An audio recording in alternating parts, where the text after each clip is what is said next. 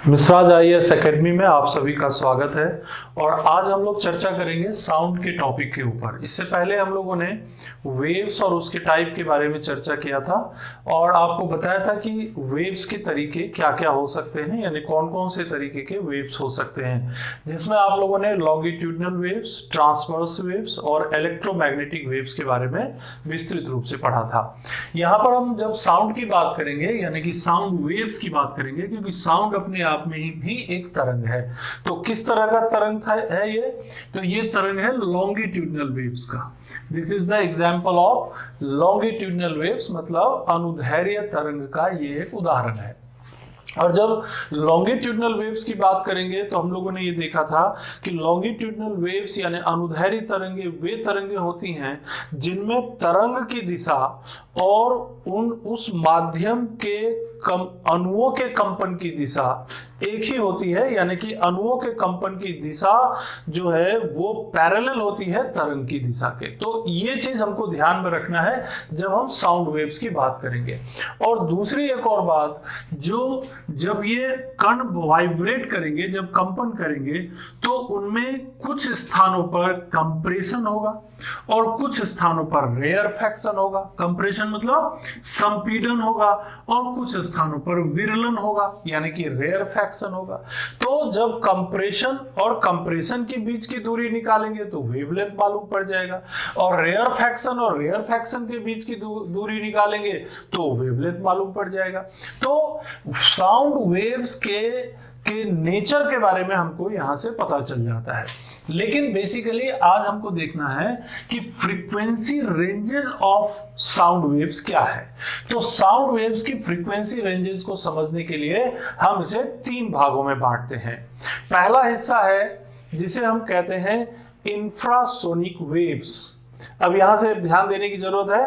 पहला हिस्सा है फ्रीक्वेंसी के आधार पर इंफ्रासोनिक वेव्स, दूसरा हिस्सा है ऑडिबल वेव्स, और तीसरा हिस्सा है जिसे हम कहते हैं अल्ट्रासोनिक वेव्स।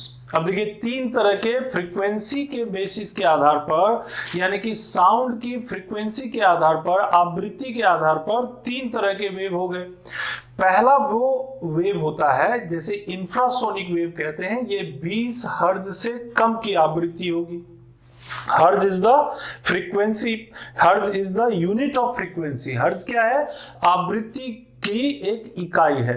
तो हर्ज is the unit of frequency. तो यहां पर हमने ये डायग्राम में बनाया, ये चित्र में, कि देखिए ये यहां से 20 हर्ज से कम, 20 हर्ज से कम की अगर कोई साउंड वेव है तो वो हो गया इंफ्रासोनिक। दूसरा, अगर 20 हर्ज से लेकर के और 20,000 हर्ज के बीच की अगर फ्रीक्वेंसी की साउंड वेव है तो वो हो गया ऑडिबल वेव। वो क्या हो गया? श्रव्य तरंग, यानी कि सुनने योग्य तरंग, यानी मनुष्य का कान उसे सुन सकता है। और अगर 20,000 हर्ज से ज्यादा का है, मोर देन 20,000 हर्ज, तो उसे कहते हैं ultrasonic waves. That is called ultrasonic waves, उसे अल्ट्रासोनिक वेव्स कहा जाता है। तो 20,000 हर्ज से ज्यादा की ध्वनि तरंगे अल्ट्रासोनिक वेव्स, 20 हर्ज से 20,000 हर्ज के बीच की ध्वनि तरंगे ऑडिबल वेव्स, और 20 हर्ज से कम, 20 हर्ज से कम की ध्वनि तरंगों को कहते हैं इंफ्रासोनिक वेव्स। अब इन तीनों वेव्स की, ये जो तीनों तरंग हैं फ्रीक्वेंसी के आधार पर, इनकी कुछ कैरेक्टरिस्टिक और साथ में इनकी कुछ विशेषताओं को समझने की कोशिश करते हैं। तो देखिए, सबसे पहले है इंफ्रासोनिक वेव्स। तो इसकी विशेषता क्या है? 20 हर्ज से कम की आवृत्ति होगी, पहली विशेषता, नंबर 1। दूसरी बात, इसे हमारा कान सुन नहीं सकता, यानी मनुष्य के कान इसे सुन नहीं सकते क्योंकि इसकी आवृत्ति बहुत ही कम है। वेरी स्मॉल फ्रीक्वेंसी, तो बहुत ही कम आवृत्ति की ध्वनि को मनुष्य का कान सुन नहीं सकता, तो मनुष्य जो है इसे सुन नहीं पाएगा। लेकिन देखिए, हमारी प्रकृति में ऐसे जीव जंतु हैं जो इन इंफ्रासोनिक वेव्स के आधार पर ही काम करते हैं। जैसे देखिए, समुद्र में व्हेल्स, हमारी धरती पे काम करने वाले एलिफेंट्स, जिराफ्स, ये जो साउंड क्रिएट करते हैं ना, ये सब इंफ्रासोनिक वेव्स होते हैं। इंफ्रासोनिक वेव्स होते हैं। इंफ्रासोनिक वेव्स के आधार पर ही ये कम्युनिकेट करते हैं इंफ्रासाउंड को, और लंबी से लंबी दूरी तक एक दूसरे को कम्युनिकेट करते हैं। पता चल जाता है कि जंगल के किस हिस्से में हाथी मौजूद है, ये खुद कम्युनिकेट करते हैं। अगर हाथी का झुंड जंगल के किसी एक कोने में है तो वो इंफ्रासोनिक वेव्स जनरेट करके वहां से कई किलोमीटर दूर हाथी के झुंड को बता देते हैं कि हम यहाँ हैं। तो it is the characteristic of the infrasonic waves. लेकिन ये क्वालिटी जो है मनुष्य के पास नहीं है, ये जानवरों के पास मौजूद है। तो बहुत लॉन्ग डिस्टेंस तक के जो है, और लॉन्ग डिस्टेंस तक ये क्यों कैरी करता है, तो इसके पीछे भी कारण है। Infrasonic waves propagate with very little attenuation, and hence it is capable to propagate long distance। बहुत ही कम छीनन मतलब इसका जो डिके होता है ना, इसकी फ्रीक्वेंसी की, एटेन्यूएशन मतलब छीनन यानी कि कम होना, तो बहुत कम डिके होता है। तो इसीलिए लंबी दूरी तक ये कैरी कर सकता है, ज्यादा से ज्यादा दूरी तक ये जा सकता है। तो this is called the infrasonic waves, जो कि लंबी दूरी तक प्रोपोगेट कर सकता है और इससे इसका एटेन्यूएशन कम होता है। इंफ्रासोनिक वेव्स का हम कई स्थानों पर उपयोग भी कर सकते हैं और ये मानव जीवन के लिए भी जरूरी होता है। जैसे देखिए ये एवलांचेज मतलब हुआ जैसे कि ऊंची पहाड़ी चोटियां हैं और वहां से जो ग्लेशियर्स हैं वो खिसकते हुए नीचे आती हैं, तो ये कई बार खतरा बन जाता है नीचे जो एरियाज बसे होते हैं उनके लिए। तो ये एवलांचेज अगर हो रहे हैं, यानी ग्लेशियर अगर ऊंचाई से खिसकते हुए नीचे आ रही है, तो ये जो साउंड वेव क्रिएट करता है ना, वो भी इंफ्रासोनिक वेव्स नेचर का ही होता है। वॉल्केनोज होते हैं, जो ज्वालामुखी होती है, तो ज्वालामुखी के निकलने से पहले भी धरातल के नीचे बहुत सारी एक्टिविटीज होती हैं, तो उस एक्टिविटीज में जो साउंड क्रिएट होता है ना, वो भी इंफ्रासोनिक वेव होता है। अर्थक्वेक, जो भूकंप की घटना होती है, जिससे कि कई बार बड़ी त्रासदी हो जाती है, बड़ी घटना हो जाती है, तो उस भूकंप की घटना से पहले भी पृथ्वी के अंदर कई तरह के वेव्स जनरेट होते रहते हैं। उनमें से एक वेव इंफ्रासोनिक वेव होती है। इसी तरह से जो समुद्री तरंगे होती है, जैसे सुनामी वगैरह क्रिएट होती है, तो जो सुनामी वेव्स होती हैं, समुद्री तरंगे होती हैं, या वाटरफॉल्स होते हैं, जो वाटरफॉल्स होते हैं यानी जलप्रपात होते हैं, इन सब की जो वेव की जो फ्रीक्वेंसी होती है ना, ये इंफ्रासोनिक वेव्स से मिलती जुलती है या इंफ्रासोनिक वेव्स के आवृत्ति के अनुरूप होती हैं। इसके अलावा मेटियोर्स होते हैं, हमारे जो मेटियोर्स होते हैं, वो मेटियोर्स जो होते हैं ना, वो भी इसी तरह की आवृत्ति की तरंगें उत्पन्न करती हैं। तो इनके बारे में अगर हम इंफ्रासोनिक वेव्स के बारे में जानते हैं या इंफ्रासोनिक वेव्स को अगर हम पता लगा सकते हैं, तो इन घटनाओं से हम अपने आप को सावधान कर सकते हैं। जैसे उदाहरण के लिए खासकर डिजास्टर मैनेजमेंट में ये बहुत उपयोग में आ सकता है। जैसे एवलांचेज, अभी ग्लेशियर वगैरह जैसे पिघावी उत्तराखंड की घटना हुई, जिसमें ग्लेशियर जो पिघल करके जो है नीचे आ गए और झील में गिरा, झील में गिरने के बाद उसमें बाढ़ आ गई, बाढ़ आने से बहुत ज्यादा नुकसान हो गया। तो अगर हमें कुछ घंटे पहले इन एवलांचेज के वेव्स की जानकारी मिल जाए तो हम तैयारी कर सकते हैं। या वॉल्केनो, अगर किसी एरिया में, खासकर जैसे पैसिफिक ओशन के कई एरियाज ऐसे हैं जहां पर प्रशांत महासागर के, जहां बहुत ज्यादा वॉल्केनोज होते हैं, जैसे जापान वगैरह है, तो वहां पर ज्वालामुखी के आने से पहले या ज्वालामुखी के फटने के पहले ही हमें पता चल जाएगा कि इस जगह से ज्वालामुखी उत्पन्न हो रही, तो उससे कई किलोमीटर दूर तक के क्षेत्र को खाली करवाया जा सकता है। अर्थक्वेक से तो भाई देखो पूरा विश्व प्रभावित हो जाता है। भारत में भी बहुत सारा क्षेत्र है जो अर्थक्वेक जोन में आता है, मतलब बहुत सेंसिटिव एरिया में आता है। तो अर्थक्वेक के बारे में, भूकंप के बारे में अगर हमें पहले से जानकारी मिल जाए, कुछ घंटे पहले भी जानकारी मिल जाए, तो हम बड़ी आपदा को रोक सकते हैं। यही चीज है सुनामी यानी ओशन वेव्स के बारे में, या वाटर वेव्स या मेटियोर्स के बारे में भी हमें ये लाभ मिल सकता है, और खासकर आपदा प्रबंधन के क्षेत्र में हम इसका लाभ उठा सकते हैं। कुछ ऐसी घटनाएं जो मैन मेड होती हैं, जैसे nuclear and the chemical explosion होता है, नाभिकीय या रासायनिक विस्फोट अगर करते हैं ना, तो नाभिकीय रासायनिक विस्फोट जो होता है उसके दौरान भी इंफ्रासोनिक वेव्स क्रिएट होते हैं। तो अगर हम इस तरह का विस्फोट कहीं हो रहा है, यानी युद्ध के समय या किसी भी घटना में, तो हमें उस वेव्स की जानकारी पहले से ही पता चल जाएगी और हम अपनी तैयारी कर सकते हैं, बचाव कर सकते हैं। इसके अलावा इसका उपयोग हम लोग कर सकते हैं, जो इंफ्रासोनिक वेव्स होते हैं बहुत, इसकी फ्रीक्वेंसी बहुत कम होती है, तो सामान्य प्रक्रिया से हम पता नहीं लगा सकते कि किसी गैस सिलेंडर में या किसी गैस पाइपलाइन में या किसी वाटर पाइपलाइन में कहां पर क्या हल्का सा ब्रेकेज है, कहीं कहां पर क्या टूटा हुआ है, गैप है, लीकेज हो रहा है, तो उन लीकेज वगैरह को ठीक करने के लिए भी हम इस इंफ्रासोनिक वेव का इस्तेमाल कर सकते हैं। तो यहां पर यह स्पष्ट हो गया कि इंफ्रासोनिक वेव्स, इसकी फ्रीक्वेंसी रेंज क्या है और ये कैसे उत्पन्न होती हैं, कहां कहां पर जो हमारे धरातल पर बहुत सारे जीव जंतु हैं जिनकी क्षमता है कि इंफ्रासोनिक वेव्स को वो सुन सकते हैं, जैसे व्हेल्स हैं, एलिफेंट्स हैं, जिराफ्स हैं। इसके अलावा इसका उपयोग हम डिजास्टर मैनेजमेंट में कर सकते हैं और साथ ही साथ कई ऐसी आजकल आधुनिक तकनीकें हैं जहां पर हम इंफ्रासोनिक वेव्स का उपयोग करके जो है लीकेजेस वगैरह को ठीक कर सकते हैं। दूसरे हिस्से पे चलते हैं। इंफ्रासोनिक वेव्स के बाद आता है ऑडिबल वेव्स। तो ऐसी तरंगें जो 20 हर्ट्ज से 20,000 हर्ट्ज के बीच होती हैं।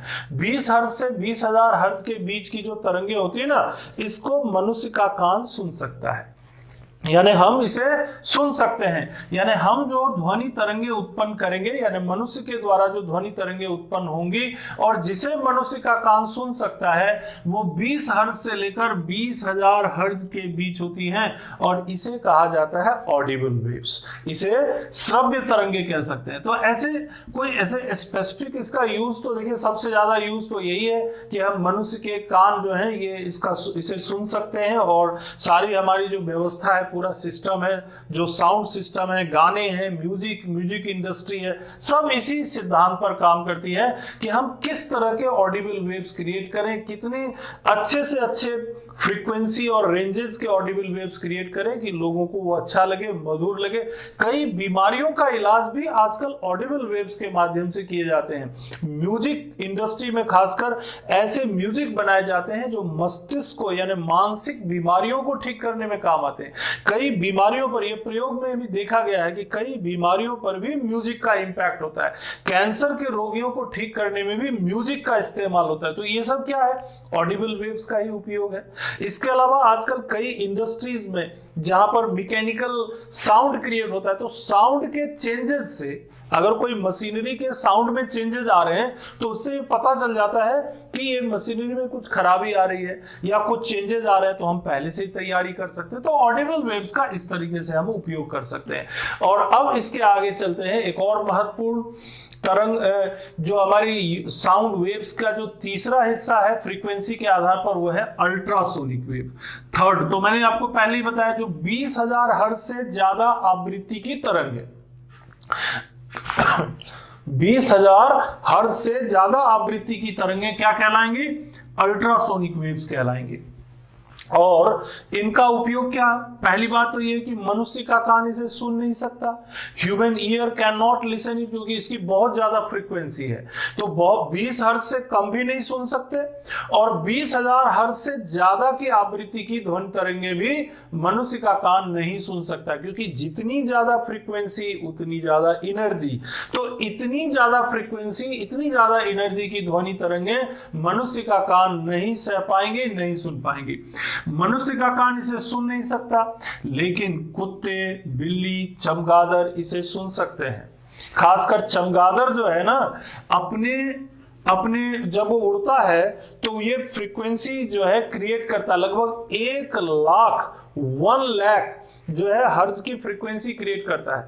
और कोई भी ऑब्स्टेकल जैसे ही उसके सामने आता है, थोड़ी दूरी पर कोई भी ऑब्स्टेकल, तो वो जो इतनी हाई फ्रीक्वेंसी की जो अल्ट्रासोनिक वेव है, जिसे अल्ट्रासाउंड भी कह सकते हैं, अल्ट्रासोनिक वेव्स, वो जब उस ऑब्स्टेकल, उस अवरोध से टकराता है तो पहले ही वो टकरा करके चमगादड़ के पास, बैट के पास वापस आ जाता है, उसे पता चल जाता है कि कोई ऑब्स्टेकल है। तो यही आपने देखा होगा कभी जब आप किसी जंगल या किसी पेड़ या ऐसी कोई जगह जहां पर चमगादड़ वगैरह होते हैं, तो आपने देखा होगा चमगादड़ उड़ते हुए बहुत नजदीक आ जाएगा और उसके बाद वहां से वो टर्न हो जाता है। तो उसकी वही कैरेक्टरिस्टिक है कि वो अल्ट्रासोनिक वेव क्रिएट करता है और अल्ट्रासोनिक वेव क्रिएट करके वो जो है अपने ऑब्स्टेकल का पता लगा लेता है। ये कैरेक्टरिस्टिक, ये विशेषता है चमगादड़ की। यही खासियत जो कुछ जानवर हैं, कुत्ते हैं, बिल्ली हैं, उनके पास भी मौजूद होती है। उनको पहले से ही पता चल जाता है कि कहां पर क्या गड़बड़ी हो रही है, क्या घटना हो रही है। तो अल्ट्रासोनिक ये जो बहुत हाई फ्रीक्वेंसी की वेव्स होती हैं, अल्ट्रासोनिक वेव्स, उसको उनको सुनने की क्षमता उनके पास मौजूद होती है। यहां पर मतलब मैंने पहले बताया अधिक आवृत्ति, यानी ज्यादा आवृत्ति का मतलब क्या हुआ कि अधिक ऊर्जा की, मोर एनर्जी, अधिक ऊर्जा की ये तरंगे हैं। इसका उपयोग हम कहां कर सकते हैं? आजकल बहुत यूज होता है इसका। Useful for cleaning spiral tubes, ऐसे ट्यूब्स जिनकी सफाई आप सामान्य तरीके से नहीं कर सकते, अल्ट्रासोनिक वेव्स का उपयोग करके उसे क्लीनिंग कर सकते हैं आप। And electronic components, electronic components में जहां कपड़े वगैरह या कोई भी चीज आप, झाड़ू या कोई ऐसी चीज, ब्रश वगैरह नहीं पहुंचा सकते, वहां पर आप अल्ट्रासोनिक वेव्स के माध्यम से आप उनको जो है सफाई भी कर सकते हैं। तो एक तो ये यूज हो गया। दूसरा, detection in crack in metallic components. मान लीजिए कोई धातुई चीज है और उसमें कोई बहुत महत्वपूर्ण चीज आप कैरी करते हैं या उससे फ्लो करते हैं, तो अगर उसमें कहीं बीच में क्रैक आ गया तो वो डेंजरस हो सकता है। तो इसीलिए उसमें कहीं क्रैक तो नहीं है, कहीं कोई टूट फूट तो नहीं है, कोई बारीक सा उसमें कोई हेयर क्रैक तो नहीं है, ये जानने के लिए भी आप अल्ट्रासोनिक वेव्स का इस्तेमाल कर सकते हैं। ठीक है। इसके अलावा देखिए अपने चिकित्सा के क्षेत्र में बहुत ज्यादा यूज होता है इसका। इकोकार्डियोग्राफी, जो इको करते हैं ना हार्ट के अंदर, कहीं कोई ब्लॉकेज तो नहीं है, कहीं कोई ब्लॉकेज तो नहीं है। ब्लॉकेज को जानने के लिए हार्ट की जो बहुत सारी जो नसें होती हैं, बड़ी महत्वपूर्ण होती हैं, उनको उसमें कहीं कोई ब्लॉकेज, वहां पर धमनियों में या वेन्स में कहीं कोई ऐसी गड़बड़ी तो नहीं है, ये आपको पता चल जाता है अल्ट्रासोनिक वेव्स की मदद से। अल्ट्रासोनोग्राफी भी कर सकते हैं। अल्ट्रासोनोग्राफी यानी अगर गर्भ में कोई बच्चा है तो उस बच्चा स्वस्थ है या नहीं, कहीं कोई उसमें ऑर्गन डेफिशिएंसी तो नहीं है, ये कैसे जानेंगे? तो इसके लिए हम अल्ट्रासोनोग्राफी करते हैं यानी अल्ट्रासाउंड का इस्तेमाल करते हैं। इसके अलावा देखिए एक और इस्तेमाल आजकल होने लगा है, the breaking the stone of kidney. Kidney में अगर कहीं कोई स्टोन है, आपको किडनी बहुत ही डेलिकेट हिस्सा है शरीर का और प्यूरिफिकेशन का काम करता है, ब्लड प्यूरिफिकेशन का, और उसमें अगर कहीं कोई स्टोन हो जाए तो उस स्टोन को बाहर निकालने के लिए कोई ऑपरेशन करना कोई मामूली बात नहीं है, किडनी को नुकसान हो सकता है। तो आजकल ये नया तरीका है, अल्ट्रासाउंड का उपयोग करके, लिथोट्रिप्सी बोलते हैं उसको, आप उसके किडनी के अंदर जो स्मॉल स्टोन्स होते हैं उसको ब्रेक कर सकते हैं और वो यूरिन के माध्यम से बाहर पास हो जाता है। तो इस तरीके से कई गंभीर बीमारियों का इलाज और कई गंभीर बीमारियों के बारे में जानकारी हमें अल्ट्रासाउंड से मिल जाती है। और भी इसको और क्लियरली हमने बताया कि शरीर के आंतरिक अंगों के बारे में जानने के लिए, खासकर हार्ट के बारे में, लीवर के बारे में, गॉल ब्लैडर के बारे में, स्प्लीन के बारे में, पैनक्रियाज के बारे में और किडनी के बारे में जानने के लिए हमें ये जो अल्ट्रासोनिक वेव्स है इससे मदद लेनी पड़ती है और आजकल इसका काफी उपयोग भी हो रहा है। तो कुल मिलाकर के देखिए फ्रीक्वेंसी वाले इस पोर्शन में हमने आपको क्या क्या चीजें बताई, अगले 2 मिनट में मैं इसे रिव्यू करा देता हूं। पहली बात जो आपको यहां बताया गया वो ये कि हमारा जो साउंड वेव है वो लॉन्गिट्यूडनल वेव है। दूसरी चीज जो आपने यहां पर देखी वो ये कि साउंड वेव को फ्रीक्वेंसी के आधार पर 3 हिस्सों में बांट सकते हैं। इंफ्रासोनिक 20 हर्ट्ज से कम आवृत्ति की ध्वनि तरंग, 20 हर्ट्ज से 20,000 हर्ट्ज के बीच ऑडिबल वेव्स जिसे मनुष्य का कान सुन सकता है, और तीसरा 20,000 हर्ट्ज से ज्यादा फ्रीक्वेंसी की साउंड वेव जिसे मनुष्य का कान नहीं सुन सकता, लेकिन इसका उपयोग भी हम लोग मेडिकल साइंस के क्षेत्र में, चिकित्सा के क्षेत्र में काफी करते हैं। साउंड के इस हिस्से के अंतर्गत हमने इसे 3 भागों में बांटा है। पहले हिस्से में हमने आपको बताया कि फ्रीक्वेंसी के आधार पर साउंड को कैसे विभाजित किया जा सकता है। दूसरे हिस्से में हम आपको स्पीड ऑफ साउंड के बारे में बताएंगे और तीसरे हिस्से में हम आपको साउंड के कैरेक्टरिस्टिक के बारे में बताएंगे। तो अगर आपने इन तीनों हिस्सों को और साथ में वेव्स के बारे में भी अगर आपने पूरा वीडियो अच्छी तरह देख लिया तो मुझे पूरा विश्वास है कि आप लोग साउंड को और बेहतर ढंग से समझ पाएंगे। और मैं आपसे यही रिक्वेस्ट करूंगा कि चैनल को सब्सक्राइब कीजिए, लाइक करिए, कमेंट करिए, शेयर कीजिए और बेल आइकॉन को दबा दीजिए, जिससे कि आप लोगों को हमारे हर एक वीडियो समय पर पहुंच सकें। धन्यवाद।